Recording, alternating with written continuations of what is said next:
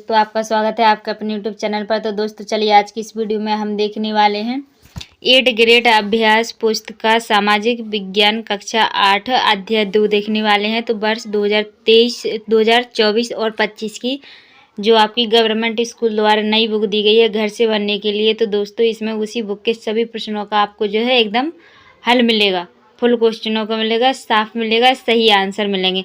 तो दोस्तों अगर आपको हमारी वीडियो अच्छी लगे तो वीडियो को लाइक और शेयर कीजिए, और अगर चैनल पर नए हैं तो जल्दी इस चैनल के लिए सब्सक्राइब कर लीजिए और बेल आइकन के लिए ऑल पर सेट करना बिल्कुल मत भूलना, क्योंकि जैसे हम कोई सी वीडियो अपलोड करेंगे तो उसका नोटिफिकेशन आपको सबसे पहले मिल जाएगा। तो चलिए अब हम आगे बढ़ते हैं। तो यह देखिए क्या है आपका, हम जो है संसाधन एवं विकास भूगोल देख रहे हैं। तो इसका जो हम पहला पार्ट देख चुके हैं अध्याय, और अध्याय हम 2 देखने वाले हैं।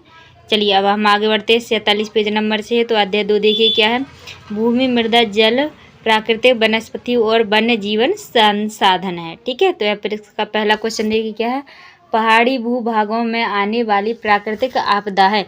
तो इसके जो 4 ऑप्शन दिए है, ए भूकंप, बी भूस्खलन, सी ज्वालामुखी और डी बाढ़। तो इसका जो सही आंसर है वो हो जाएगा बी वाला ऑप्शन सही हो जाएगा, भूस्खलन।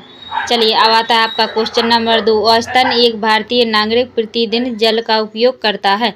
तो आपके जो है 4 ऑप्शन दिए गए। तो आपका ए 20 लीटर, बी 50 लीटर, सी 100 लीटर, डी 150 लीटर। ठीक है, चलिए तो आपका जो सही आंसर है वो क्या हो जाएगा, आपका डी वाला ऑप्शन सही हो जाएगा, 150 लीटर। चलिए अब आगे बढ़ते हैं हम क्वेश्चन नंबर 3 की ओर। तो यह देखिए आपका क्वेश्चन नंबर 3 है, पृथ्वी पर मानव उपयोग के लिए अलवड़ जल उपलब्ध है। तो आपके जो 4 ऑप्शन दिए, लगभग 1%, बी लगभग 3%, सी लगभग 2%, डी लगभग 10%। तो आपका जो सही आंसर है वो हो जाएगा ऑप्शन नंबर ए, लगभग 1% जो है क्या है, अलवड़ जल उपलब्ध है। चलिए अब आता है आपका क्वेश्चन नंबर 4। तो क्वेश्चन नंबर 4 है, वनों का संरक्षण क्यों आवश्यक है। तो आपके जो है 4 ऑप्शन दिए हैं।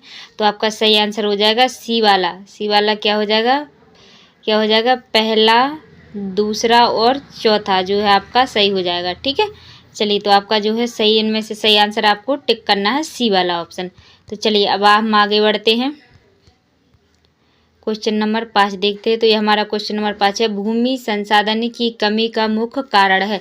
तो यह जो इसके 4 ऑप्शन दिए गए हैं, ए जल की उपलब्धता, बी बढ़ती जनसंख्या, सी तापमान परिवर्तन और डी जलवायु की असमानता।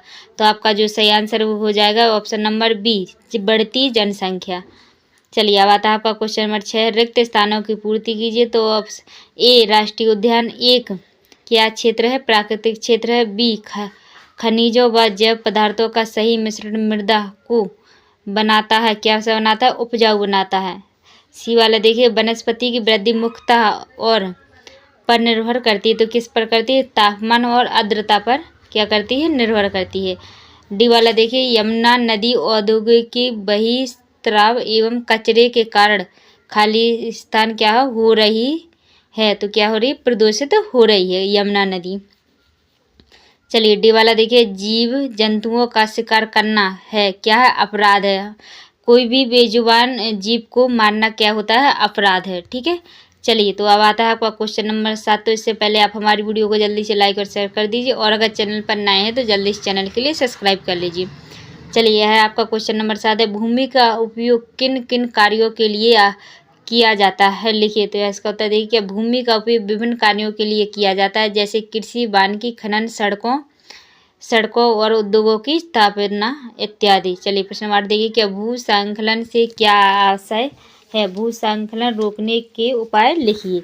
तो इसका उत्तर देखिए क्या, भूकंप, बाढ़, भारी वर्षा, ज्वालामुखी, सेल और मलबा या ढाल से गिरने वाली मिट्टी के बहाव संचालक को भूस्खलन कहा जाता है। भूस्खलन को रोकने के प्रतिविधियां निम्नलिखित हैं। तो पहला, दूसरा, तीसरा हमने लिख दिया, आप लिख लीजिए। चलिए अब आगे बढ़ते हैं हम क्वेश्चन नंबर 9 की ओर। तो यह देखिए हमारा क्वेश्चन नंबर 9 है, मृदा संरक्षण के कोई 4 उपाय लिखिए। तो इसका जो है देखिए क्या हो जाएगा उत्तर, मृदा संरक्षण के 4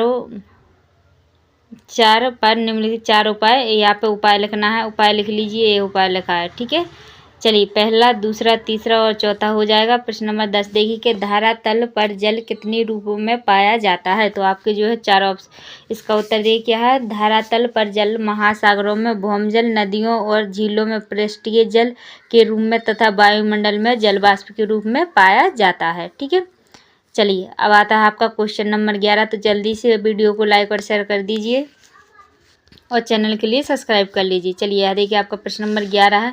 विश्व के कौन कौन से प्रदेश जल की कमी की समस्या का सामना कर रहे हैं। तो इसका उत्तर लिख लीजिए।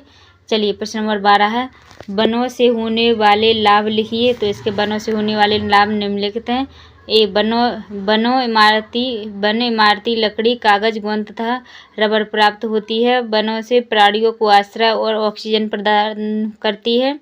तीसरा है वन मृदा अपरदन को रोकने में सहायक होते हैं। और चौथा है वन भूमिगत जल के संग्रह में सहायता करते हैं। ठीक है, चलिए अब आता है आपका क्वेश्चन नंबर 13। तो यह देखिए आपका क्वेश्चन नंबर 13 है और ये आपका क्वेश्चन नंबर 14 है। तो इनके आंसर लिख लीजिए, स्क्रीन पर आपको दिखाई दे रहे हैं। चलिए अब आता है आपका क्वेश्चन नंबर 15। क्वेश्चन नंबर 15 आपका राष्ट्रीय उद्यान व वन्य जीव अभ्यारण्य में अंतर लिखिए। तो इसका उत्तर देख लीजिए, आप आराम से लिख लीजिए। प्रश्न नंबर 16 है। CITES को पूर्ण रूप में लिखिए, इसकी स्थापना क्यों की गई। तो इसका जो हमने लिख दिया है, आप आराम से लिख सकते हैं। चलिए अब आता है आपका क्वेश्चन नंबर 17। तो आप क्वेश्चन नंबर 17 देखिए। मृदा परिच्छेदिका का नामांकित चित्र बनाइए। तो इसका देखिए बना दिया। ह्यूमस और वनस्पति के साथ ऊपरी मृदा, बालू गोंद क्ले के साथ उपमृदा, अपक्षयी चट्टानी पदार्थ और जनक चट्टान। मृदा परिच्छेदिका का जो है आपका चित्र है, यानी डायग्राम है। चलिए अब आता है आपका प्रश्न नंबर 18 है। दिए गए चित्र को ध्यानपूर्वक देखकर नीचे दिए गए प्रश्नों के उत्तर लिखिए। तो इसका उपरोक्त चित्र क्या दर्शाता है। तो क्या दर्शाता है, उपरोक्त चित्र वेदिका फार्म दर्शाता है। क्या दर्शाता है, वेदिका फार्म दर्शाता है। तो दोस्तों इसी के साथ हम वीडियो को एंड करते हैं। तो दोस्तों मैंने सभी प्रश्नों के आंसर है जो दिखा दिए हैं। तो अगर आपको हमारी वीडियो अच्छी लगी है तो जल्दी से वीडियो को लाइक और शेयर कर दीजिए और अगर चैनल पर नए हैं तो जल्दी इस चैनल के लिए सब्सक्राइब कर लीजिए। तो चलिए दोस्तों मिलते हैं अगली वीडियो में, जब तक के लिए जय हिंद जय भारत।